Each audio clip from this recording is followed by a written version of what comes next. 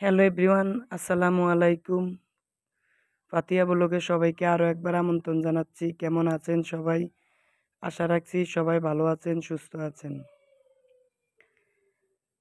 আজকের ভিডিওটি আপনাদের কাছে ভালো লাগবে। আশা রাখছি ভিডিওটি স্কিপ না করে ফুল ওয়াচ করবেন। আমি এখানে সকালবেলা আজকের নাস্তায় আলু ভাজি করব ও গমের আটা রুটি বানাবো। আলু ভাজি তো সবাই করতে পারেন, তার ডিটেলসে বলে দিলাম না। তা আলুটা ভেজে নিচ্ছি। আর অফ ক্যামেরায় রুটিগুলো সুন্দর করে বানিয়ে নিয়েছি। এই পৃথিবীতে খুব কম মানুষে আছে মানুষের ভালো চাই।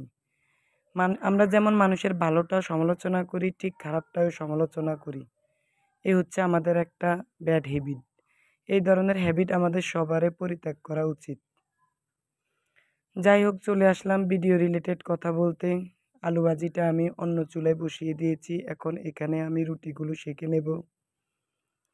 এই রুটির ডোটাও ঠিক পরোটার মতোই হালকা কুসুম গরম পানি দিয়ে ধরা হয়, তবে এর ভিতরে পরোটা বানানোর জন্য যে ধরনের উপকরণ দেওয়া হয় ওগুলা দেওয়া হয় না। হালকা কুসুম গরম পানি দিয়ে ডোটা তৈরি করা হয়। দেখেন, রুটিটা সুন্দর করে ডোটা ধরা হলে রুটিটাও সুন্দর ফুলে। এভাবে আমি প্রত্যেকটা রুটি সেঁকে নেব।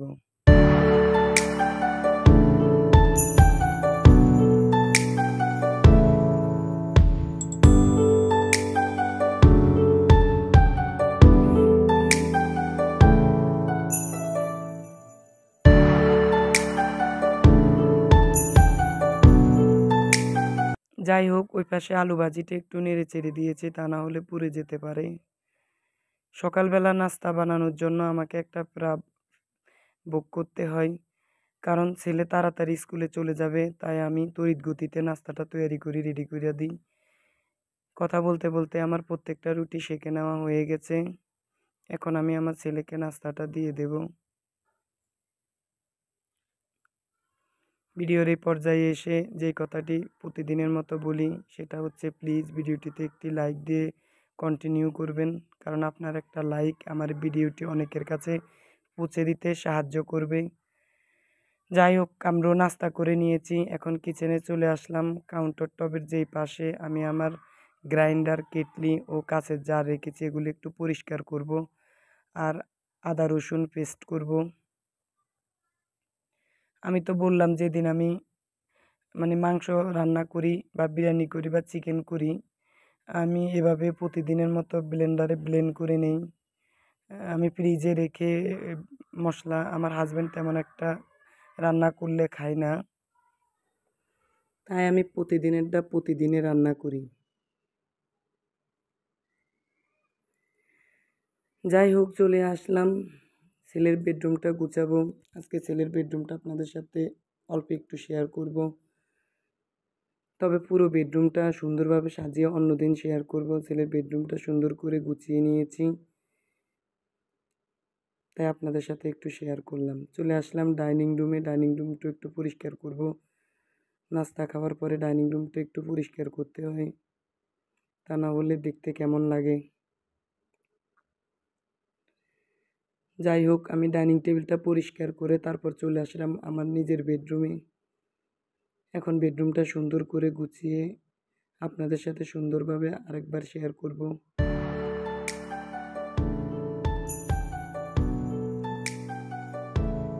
চলে আসলাম দুপুরে রান্না করার জন্য কিচেনে।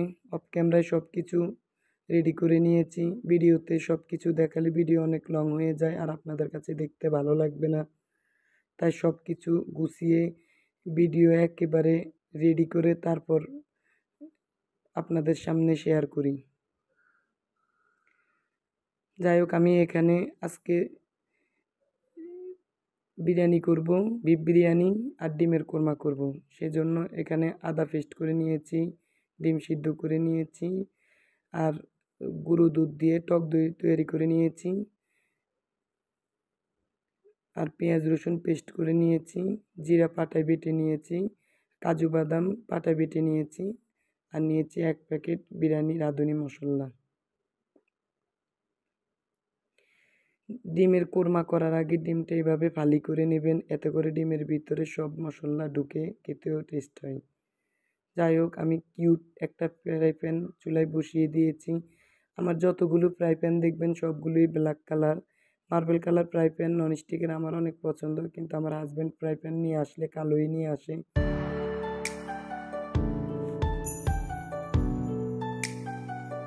যাই হোক, আমি অল্প একটু পেঁয়াজ কুচি আর 3টা কাঁচামরিচ দিয়ে দিয়েছি ফালি করে। এর ভিতরে এবার আমি 2টা এলাচ, 2টা দারচিনি ও লবঙ্গ, 2টা তেজপাতা দিয়ে দিয়েছি। এবার সবগুলো উপকরণ ভাজা পর্যন্ত ওয়েট করব। তারপর দিয়ে দিলাম ব্লেন্ড করা 2 টেবিল চামচ পেঁয়াজ। আমি ডিমের কোরমা রান্না করলে পেঁয়াজের ব্লেন্ডার বেশি দেই, পেঁয়াজ কুচির চেয়েও। আর দিয়ে দিলাম হাফ চা চামচ রসুন বাটা। রসুনের পরিমাণ একটু কম দিবেন, তা না হলে ডিমের কোরমা খেতে তেমন একটা ভালো লাগে না। এরপর দিয়ে দিলাম হাফ টেবিল চামচ আদা বাটা। যেহেতু আমার ডিমের পরিমাণ কম, তাই আমি সব কিছুই পরিমাণে কম কম দিচ্ছি। এরপর দিয়ে দিয়েছি জিরা বাটা, দিয়ে দিয়েছি 1 টেবিল চামচ কাজু বাদাম বাটা। আর এরপর দিয়ে দিচ্ছি 4 টেবিল চামচ টক দই। টক দই না দিলেও চলে, চাইলে আপনারা স্কিপ করে যেতে পারেন।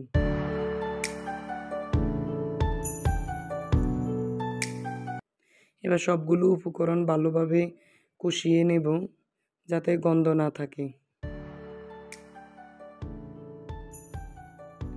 এবার স্বাদ মতো লবণ দিয়ে দিলাম, একটুখানি লাল মরিচের গুঁড়া দিয়ে দিলাম, এতে করে ডিমের কোরমার কালারটা একটু লালচে হবে। এবার সবগুলো উপকরণ ভেজে নেব। তেল যখন মশলার উপরে উঠে আসবে, এ পর্যায়ে এসে ডিমগুলো দিয়ে দিতে হবে।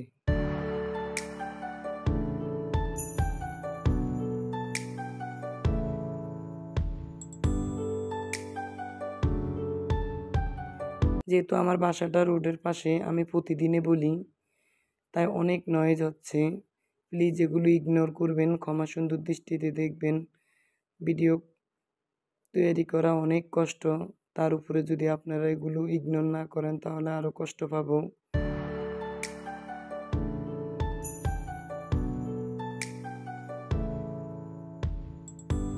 যাই হোক, ডিমগুলোকে একটু সুন্দর করে কষিয়ে নিয়েছি। এখন আমি এর ভিতরে লিকুইড দুধ দিয়ে দিয়েছি। দুধটা আমি আগে জ্বালিয়ে রেখেছি। ডিমের কোরমাটা শুধু পানি না দিয়ে দুধ দিয়ে রান্না করলে অনেক মজা হয়। আমি সবসময় ডিমের কোরমা করলে দুধ দিয়ে করি, কোনো পানি দেই না। এদিক দিয়ে দেখি আমার অয়েল জারটা খালি, তাই আমি অয়েল জারটা রিফিল করে নিচ্ছি।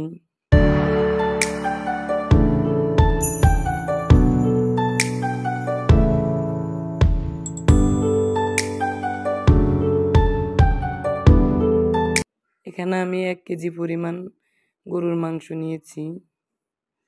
এদিক দিয়ে আমি ডিমের কোরমাটা একটু নিচে লেগে না যায়, সেজন্য বারবার নেড়ে চেড়ে দিতে হবে।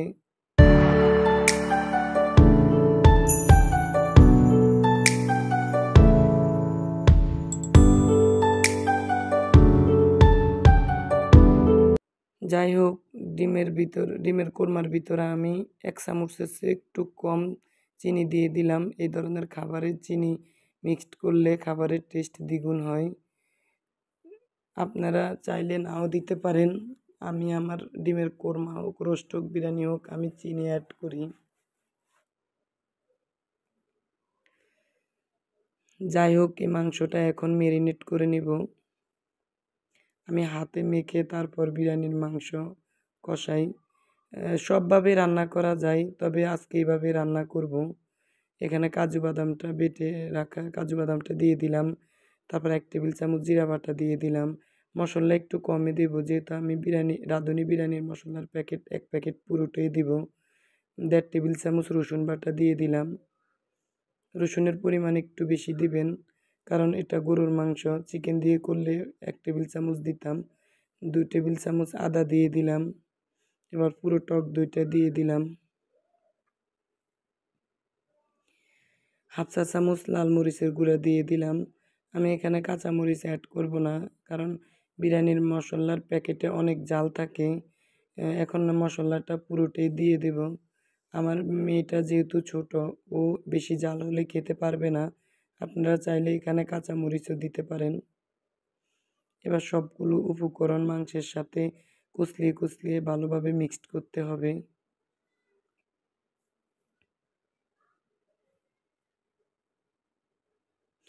এদিক দিয়ে আমার ডিমের কোরমাটা রেডি হয়ে গেছে। এখন আমি ডিমের কোরমাটা নামিয়ে রাখবো।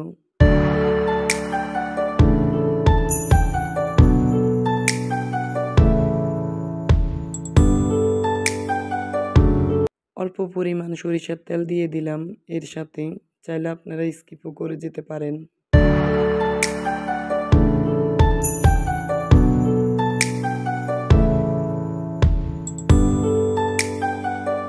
এবার মাংসটা 20 মিনিটের জন্য ম্যারিনেট করে রেখে দিলাম রেস্টে। এখন চলে আসলাম 20 মিনিট পরে রান্না করার জন্য। আমি প্রেসার কুকারে মাংসটা সিসি দিয়ে নেব, কারণ মাংসটা শক্ত, নরম না হলে আমার বাচ্চাটা খেতে পারবে না। এখানে আমি সব মশলা দিয়ে দিলাম 2 পিস করে। গাদা গাদা মশলা দেওয়া আমার ভালো লাগে না, যেহেতু বিরিয়ানির প্যাকেটের মশলার ভিতরে সব মশলা দেওয়া থাকে। তারপরও আমি 2 পিস করে দিয়ে দিলাম। এবার ম্যারিনেট করা মাংসটা এর ভিতরে দিয়ে ভালোভাবে মাংসটা কষিয়ে তারপর গরম পানি অ্যাড করব।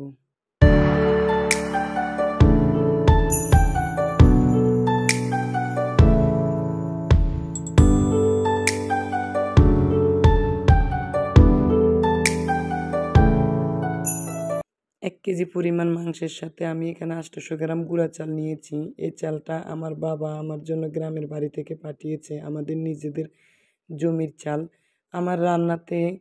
আমার প্রায় রান্নাতে দেখবেন যে আমি দেশি জিনিস ব্যবহার করি, ওটা আমার গ্রামের বাড়ি থেকে আমার শ্বশুর শাশুড়ি পাঠায়, তা না হলে আমার বাবা মা পাঠায়।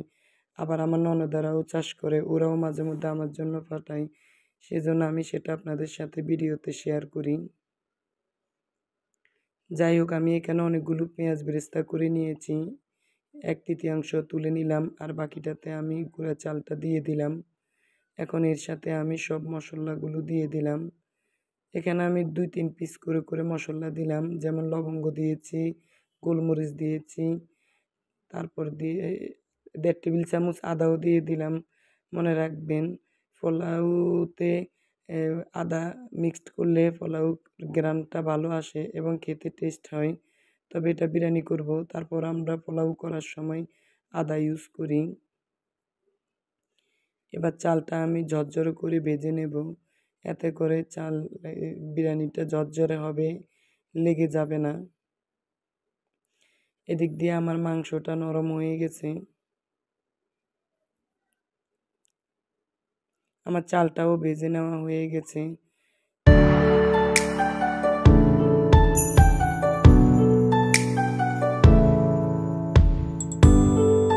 যাই হোক, পেঁয়াজ বেরেস্তার উপরে 1 টেবিল চামচ চিনি দিয়ে দিলাম, এতে করে এটা অনেকক্ষণ পর্যন্ত মচমচে থাকবে, তা না হলে কেমন জানি নরম হয়ে যায়।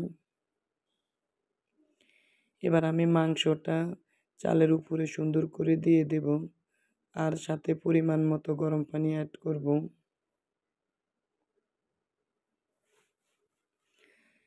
চাল যা নেন তার দ্বিগুণ পরিমাণ পানি অ্যাড করলে বিরিয়ানিটা ঝরঝরে হবে। উপরে দিয়ে দিলাম স্বাদ মতো লবণ। এরপর আমি নেড়ে চেড়ে ঢাকনা দিয়ে ঢেকে দেব।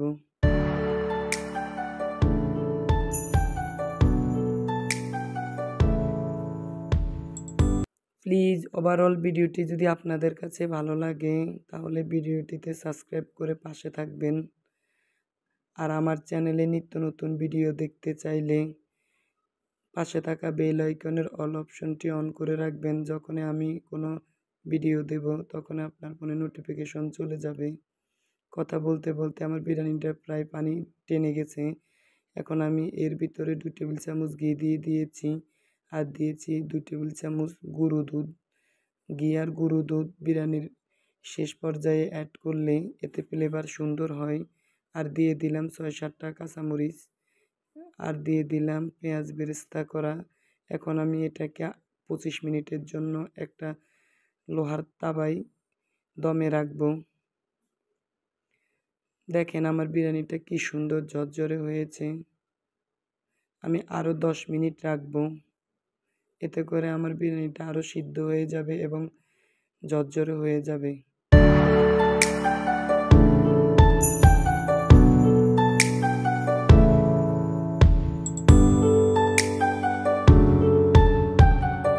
এ হচ্ছে আমার বেডরুমের ফাইনাল লুক। আমি যখন কোনো একটা নতুন বেডশিট বিছাই তখন আমার বারবার বিছানার কাছে যেতে খুবই ভালো লাগে। যাই হোক, আমার ২টা রান্নাই হয়ে গেছে। এখন ডিমের উপর আমি বেরেস্তা দিয়ে দিচ্ছি। আর বিরিয়ানিটা আমি একটা ফুলাউদানিতে সার্ভ করে নিচ্ছি।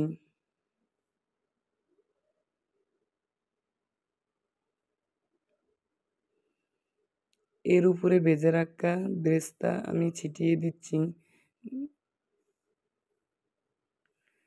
যাই হোক, খাবারগুলো টেবিলে এখন দিয়ে দেব। সবাই খাওয়ার জন্য ওয়েট করতেছে। তার উপরে আবার লোভনীয় খাবার, কেউ ধৈর্য ধরতে পারছে না।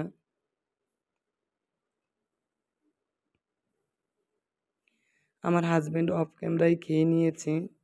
আর এখন আমি আমার ছেলে মেয়েকে খাবারটা টেবিলে দিয়ে দেব। আজ আর নয়, সে পর্যন্ত সবাই সুস্থ থাকবেন, ভালো থাকবেন। দেখা হবে নেক্সট ভিডিওতে। আসসালামু আলাইকুম।